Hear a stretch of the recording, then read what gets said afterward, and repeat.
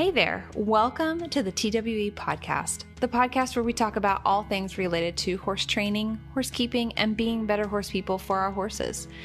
I hope you enjoy this episode today, and if you'd like to share your thoughts with me or have suggestions for future podcast episodes, please feel free to reach out to me through social media or the TWE website, thewillingequine.com. On my website, you can also find a ton of great information about horse training and keeping in general, as well as check out the TWE services and just learn more about us. Also, we have courses and memberships that you could sign up for. Before you do that, though, I would love for you to listen to this episode, and I hope it inspires you in a positive way today.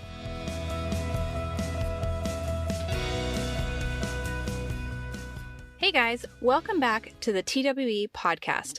I'm your host, Adele Shaw, and today I want to talk to you guys about how positive reinforcement trained horses, or horses that have had a lot of their training based on positive reinforcement, how they respond to situations where negative reinforcement is used, aka pressure and release.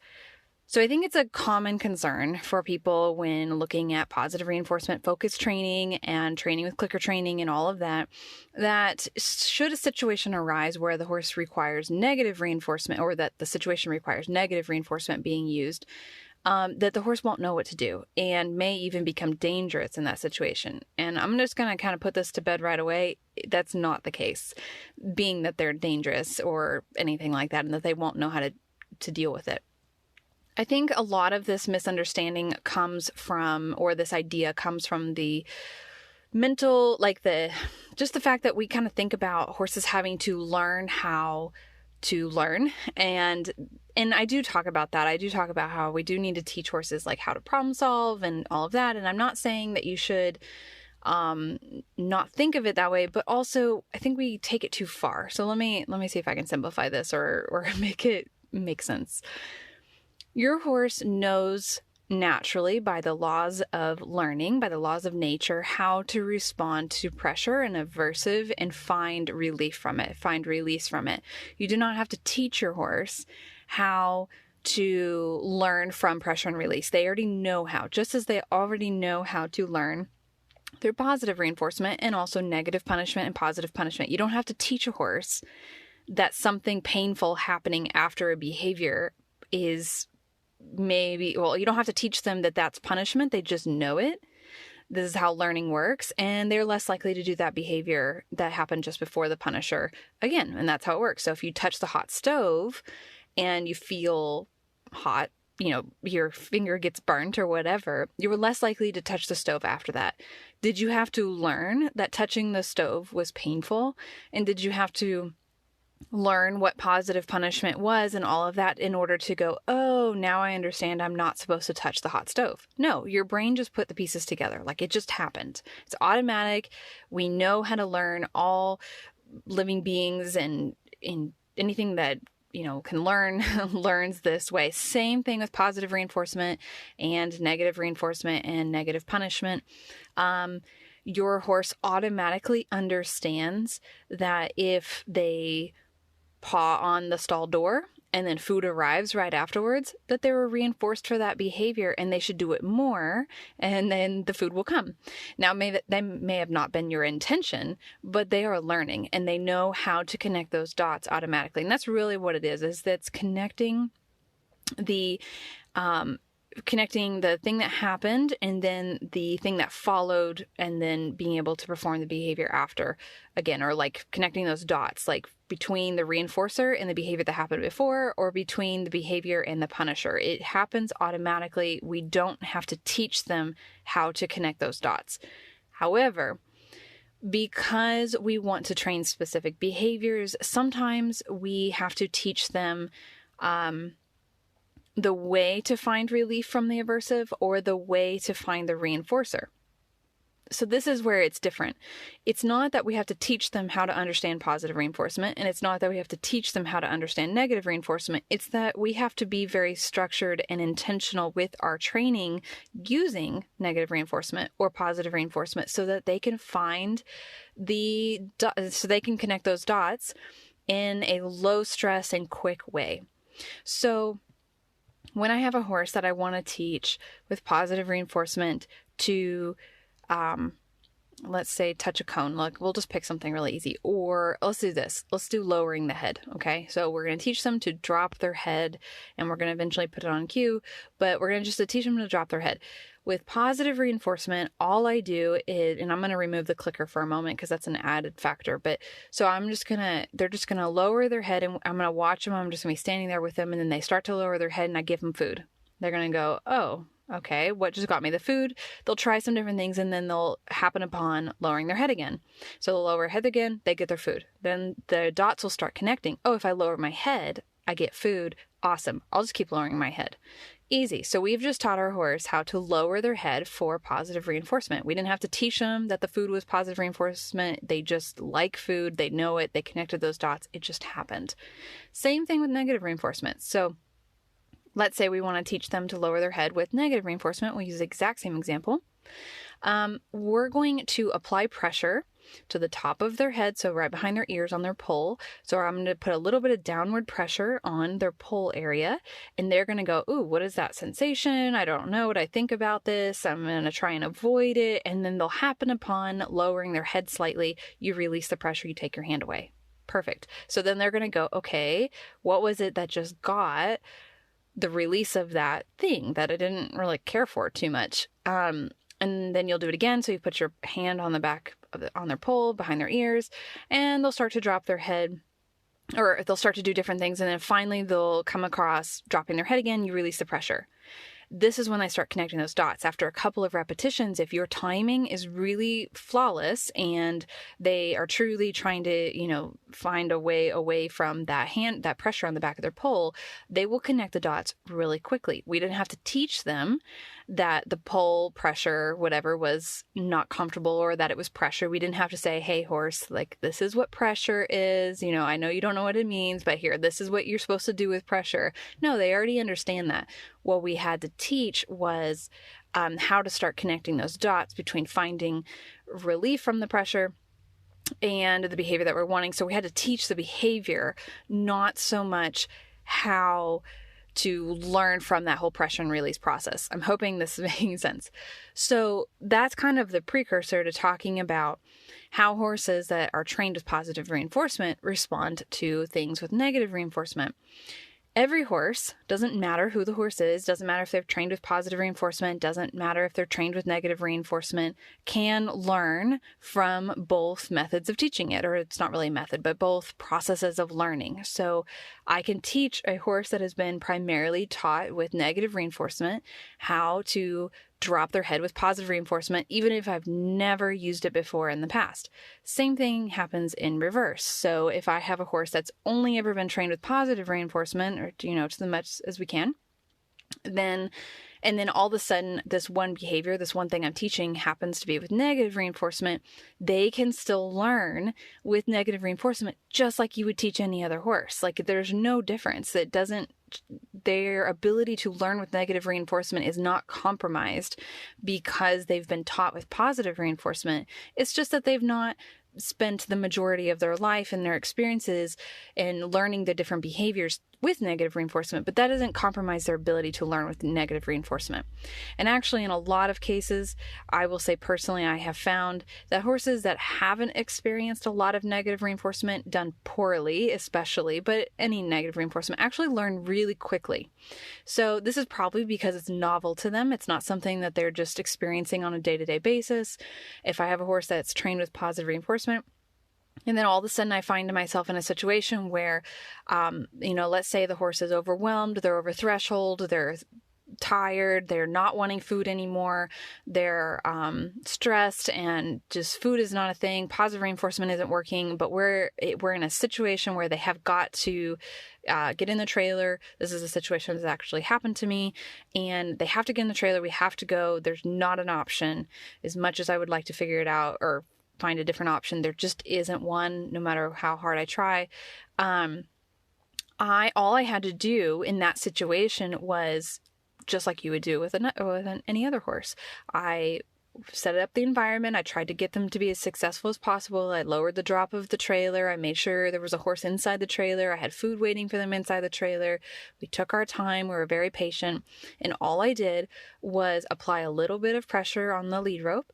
And the horse at first went like, okay, what is this feeling? You could see their head go up a little bit, and they kind of leaned back just slightly, but it wasn't very much. It was just the slightest little shift backwards, and that didn't get released. So they turned their head to the left a little bit, didn't get released, turned their head to the right a little bit, didn't get released. Then they stepped forward, immediate release. And they go, oh, I figured out the problem. And very quickly from there, it took maybe like 2 minutes, like maybe 2 or 3, little pressure and release moments, and they jumped onto the trailer and we were all good to go. That was a horse that in this specific situation had never really experienced negative reinforcement before, meaning that I had never intentionally trained with negative reinforcement. That doesn't mean that the horse has never experienced negative reinforcement or positive punishment or anything else. They experience all the things all the time in their environment. I had just never intentionally trained a behavior with this horse with negative reinforcement, and the experience was low stress. The horse responded very, very well. It was quick. It was effective.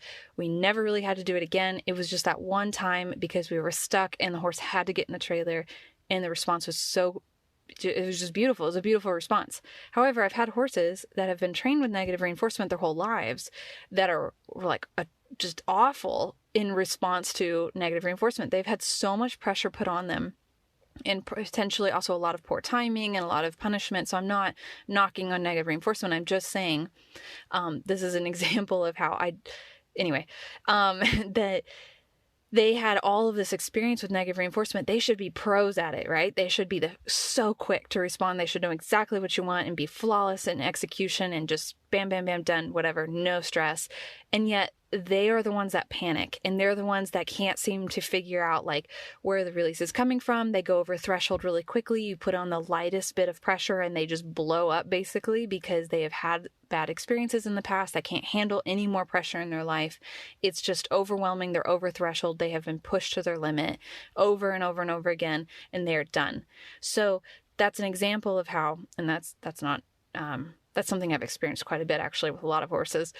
So this is an example. I'm trying to give you guys an example of how a horse that's trained with positive reinforcement is just as equipped to learn with negative reinforcement, and potentially more so because it's not an everyday experience for them. It's not something that they are experiencing all the time and are overwhelmed by, and they're over threshold. And also I would say that trainers who understand positive reinforcement, understand shaping plans and good timing and setting their horses up for success and all that, can actually be some of the most skilled at applying negative reinforcement, because we start off at such a low level of pressure because we don't really want to be in that situation, but we just happen to be, and it's okay. We accept it. It's not the end of the world. It's not abuse. It's just what it is.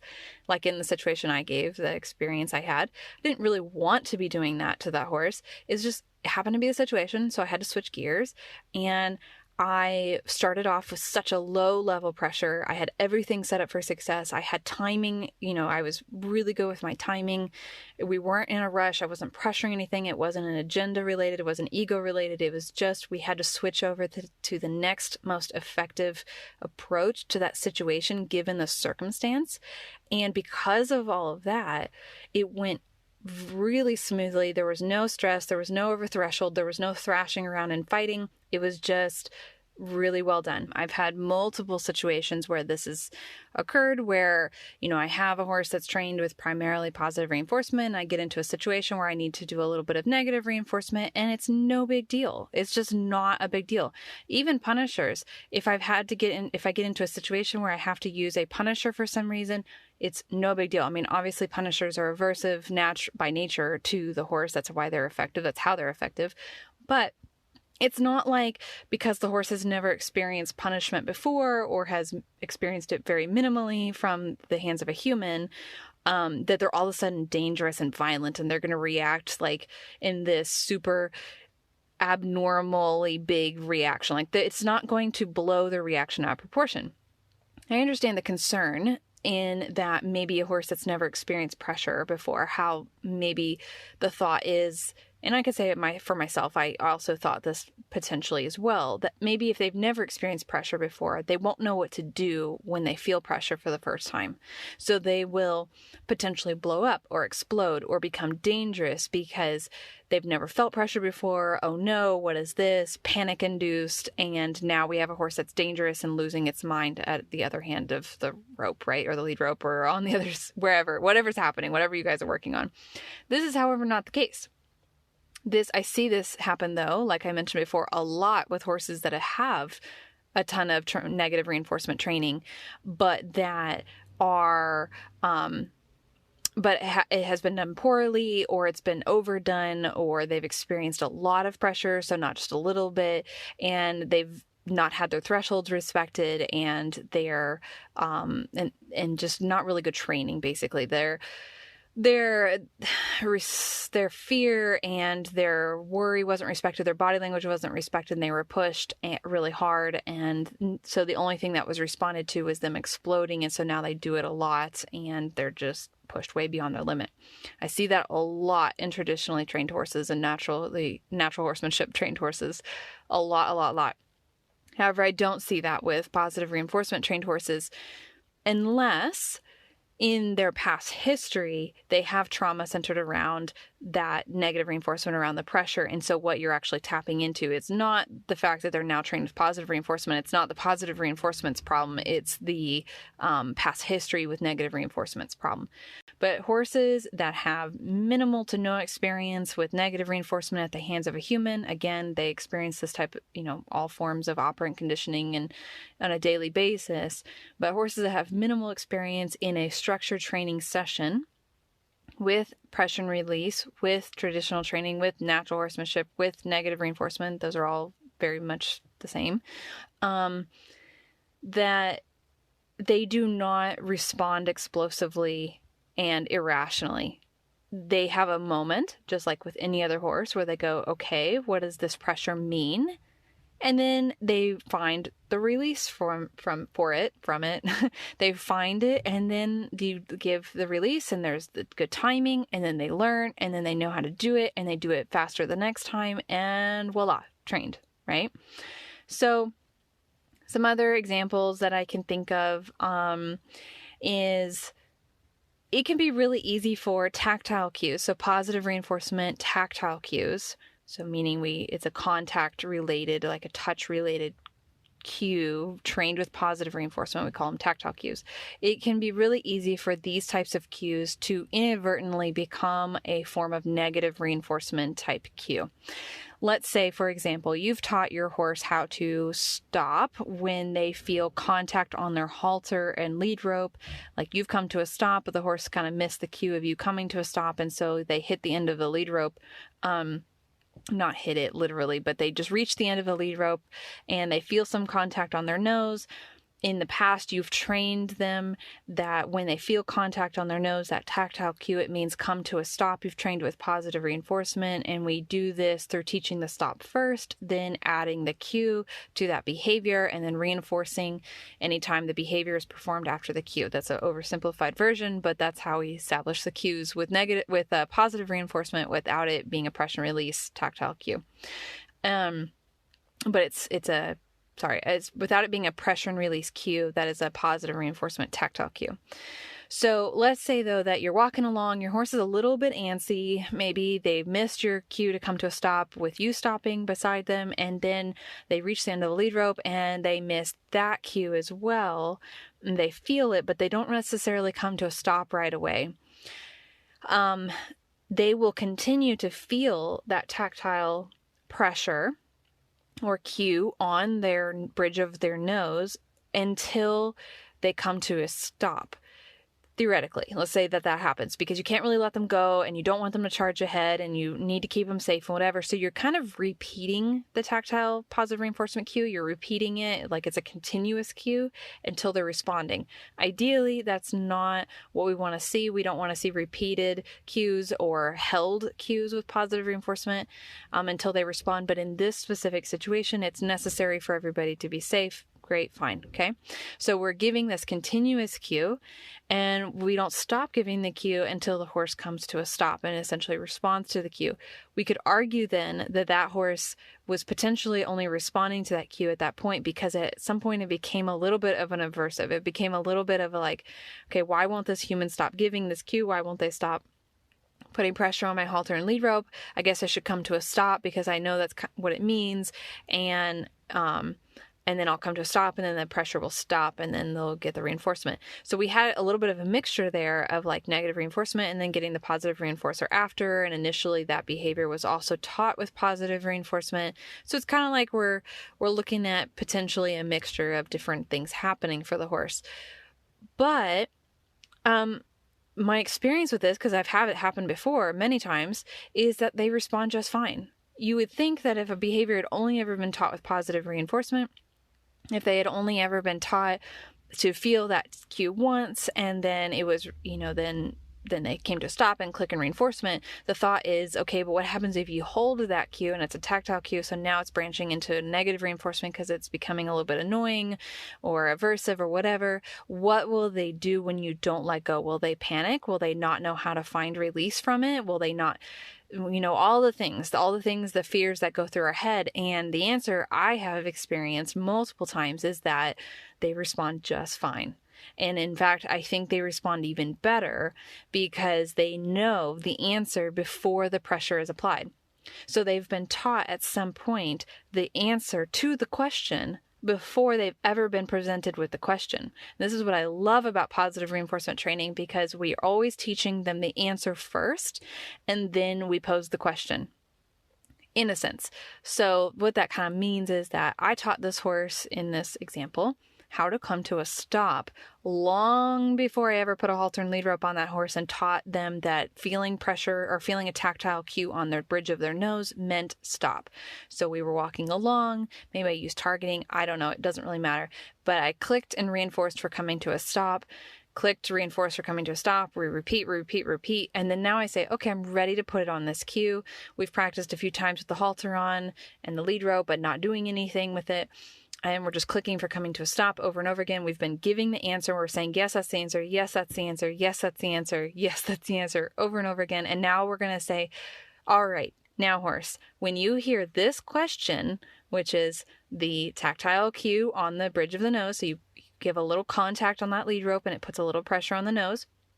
When you hear this question, this is the answer. So it's the same answer you've been doing. You've been giving this answer over and over and over again. But now I'm going to tell you, this is the cue. This is the question that will occur that should result in this answer. So what we'll do is we'll have the momentum. We'll be stopping and getting clicked or reinforced over and over again.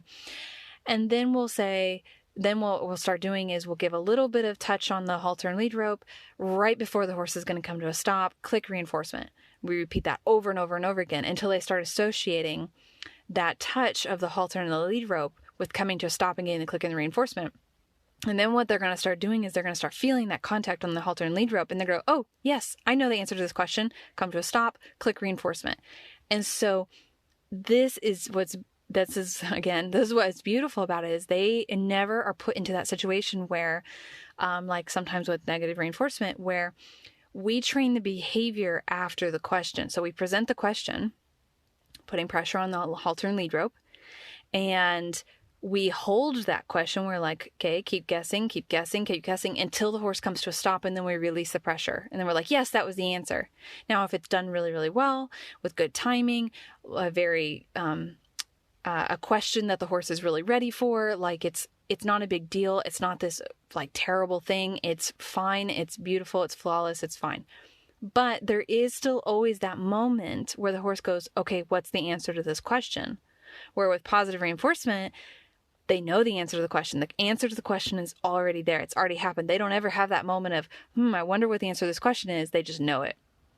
So this doesn't mean that the horse isn't, if they're trained with positive reinforcement, that they're not capable of problem solving and finding release to the pressure and finding the answer to the question. Like I gave you in that earlier experience or earlier example of the horse with the trailer, they had the question. They were like, they were presented the question like, okay, I put a little bit forward contact on the halter and lead rope, and they were like, okay, I hear this question. I don't know what it means. And then they look and they're like, is this the answer? Nope. Is this the answer? Nope. Is this the answer? Nope. Is this the answer? Yes. Okay, great. Fine. I know the answer to the question now. So they can do that. They can do it just fine. They do it really well. It doesn't cause this big problem. And I'm just kind of reiterating what I already said. But in this other situation where we've trained it with positive reinforcement, we've given them the answer first, and they know the answer really, really well before we ever ask the question. What happens then when they're given that question, but they don't respond to it with the answer? I have found that if you continue to hold the question, if you're like, oops, that wasn't I need the answer, like that wasn't the answer, because they already know the answer and it's not this question mark in their head, even if it takes them a moment to respond because they don't really want to or whatever, they do it and they do just fine, and they find that answer and there's less stress and it's just really nice, and there's not a big explosion. There's not a lot of frustration. They just do well. And that is my experience that I have experienced over and over and over again. That's my experience I've experienced over and over again. That is something that I have seen to happen time and time again with many horses that I've worked with and my clients work with. And I can just tell you from my understanding of the science and from my experience that it is not something that I think we should be super worried about. The horse won't know how to respond to pressure, that the horse won't know that they'll have this big explosion, that they won't be safe and all of that. It's not usually, again, from my experience, the result. That's not what happens unless there's past baggage there that the horse just doesn't do well with pressure, which is very common with crossover horses that are coming from a traditional or natural horsemanship background that have a lot of baggage with it, and then they're trained with positive reinforcement, and then all of a sudden somebody uses negative reinforcement on them again, and then they go, oh shoot, I remember this, I don't like this, I'm going to explode, right? So that can happen, but that's not what happens with horses that are primarily trained with positive reinforcement from the beginning and don't have all that baggage. In my experience, again, I'm going to keep putting that disclaimer in there. And also, the other thing that could potentially cause that explosion, that dangerous behavior, is when we don't understand as the trainer how to use negative reinforcement in the same way that we're using positive reinforcement, meaning that we need shaping plans, we need good timing, we need to set our horse up for success, we need to give them questions that we feel very strongly that they can get the answer quickly to, not give them too big of a question. And we need to give them that reinforcement, which is the release, as quickly as possible and not cause them a lot of frustration and stress and confusion. So if you can carry over your good training from positive reinforcement to your good training in negative reinforcement, your horse will do just fine. And if your horse isn't dealing with a lot of baggage and trauma from old training, then they will do just fine if they're in a situation where negative reinforcement is involved. Now, last part I want to add here. A lot of people are in situations where their horse has to be handled with both. That they're going to be in a boarding situation, or they have to have friends or family handle the horse that don't understand positive reinforcement, all of that. I get that. That is very common. And I get that question a lot. My answer to this, my suggestion for this going forward for you, is to intentionally train your horse's cues to look very similar to negative reinforcement cues, so it's really easy to transfer to people. So that example of me using the halter and lead rope, I teach all of my horses to respond to lead rope cues just like a traditionally trained horse, with positive reinforcement though, even though I don't really use halters and lead ropes a lot. I only use them really when I'm going to the vet, or I have to go out on I could take my horse somewhere, and then anytime I'm practicing in between those. But at home, I don't really use halters and lead ropes. I walk my horses from their pasture to the arena or to the barn at Liberty. Like we just don't use them. I mean, actually the other day my farrier was giving me grief because my halters were looking a little bit shabby. They were kind of old, and she's like, you need to get new ones. And I'm like, why? I don't ever use them. Like I literally don't use my halters. And, but I still take the time to train all of my horses to respond to a left lead rope cue, a right lead rope cue, a forward lead rope cue, and a back or a stop lead rope cue. They need to know how to respond to all of those. That way, if they're ever in a situation where they need to be handled by somebody who is traditionally trained, who understands lead rope cues, it will look just like that and they'll know exactly what to do. They won't be, I'm giving them the answer to the question before the question is given. That's basically what's happening there.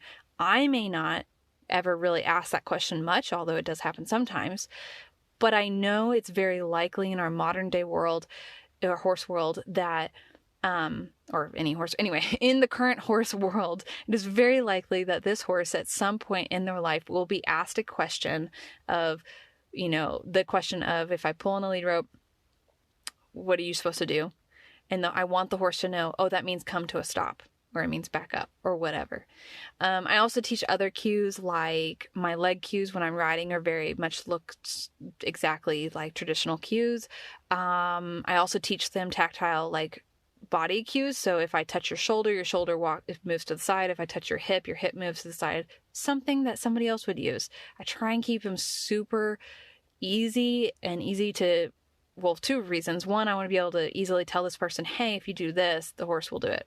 Cool. Awesome. That's really easy. They don't have to get out targets, whatever. They just know if they touch the hip, which is something they do all the time anyways for their horses, the horse will do it.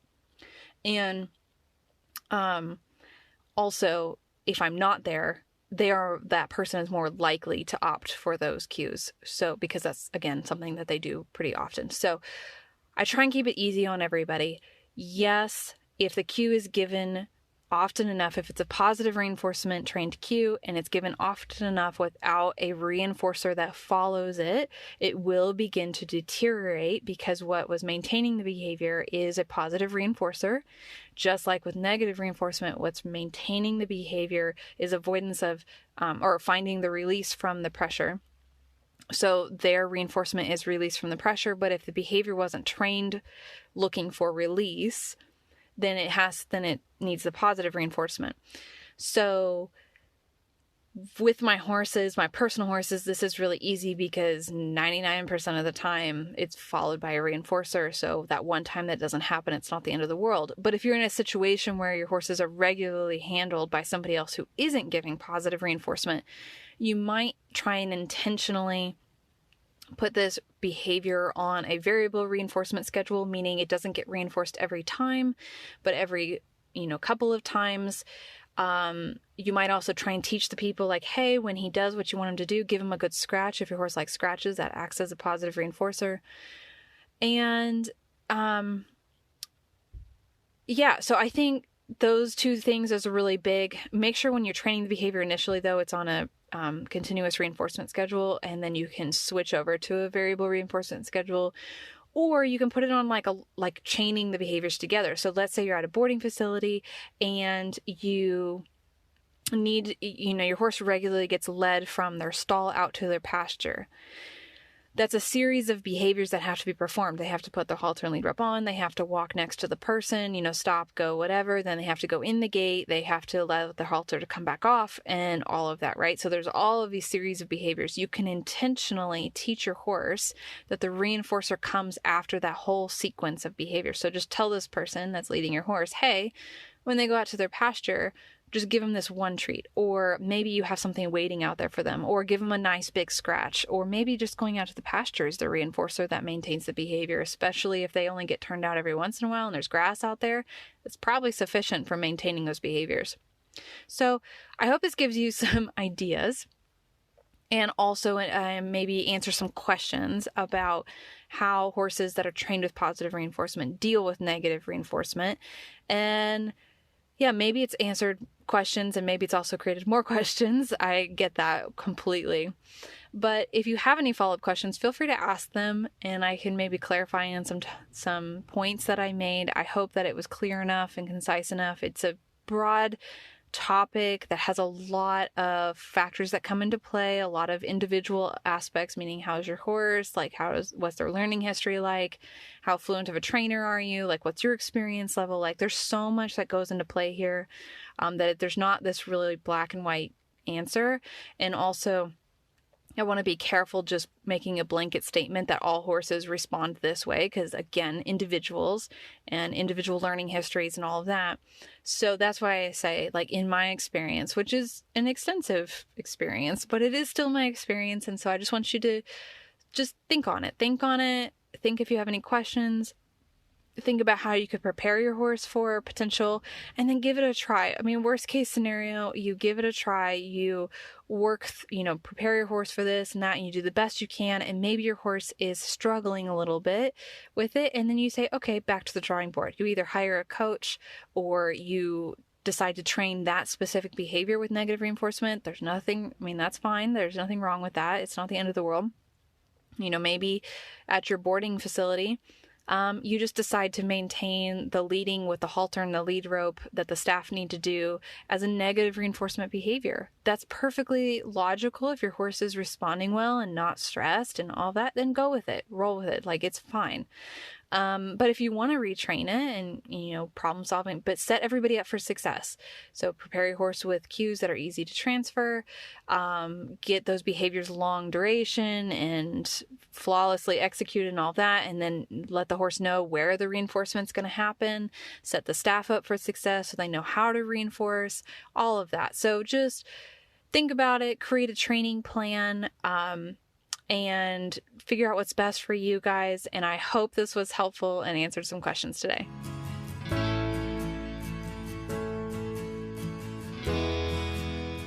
Thanks so much for listening. If you'd like to find out more, head to my website, thewillingequine.com. I'm also on a lot of different social media platforms, Instagram, YouTube, Facebook, so check those out.